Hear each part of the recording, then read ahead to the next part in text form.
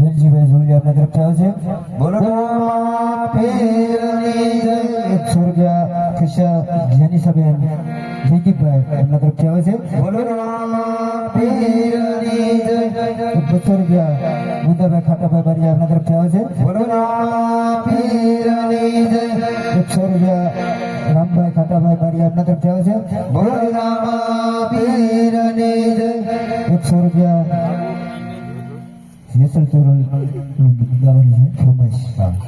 તો 100 રૂપિયા આપી અને દીકરીની કોઈ પણ ગીતની ફરમાઈશ છે.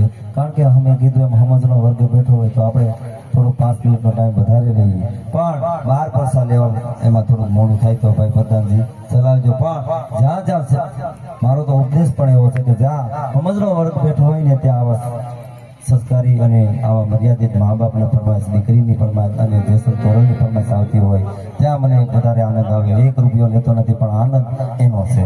એટલે એક દીકરીની ફરમાઈશ લઈ અને જેસલ તોરણને પછી યાદ કરશું.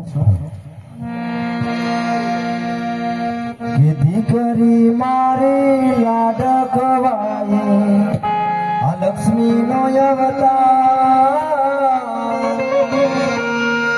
એ સુએ તો સાંજ પડે ને જાગે તો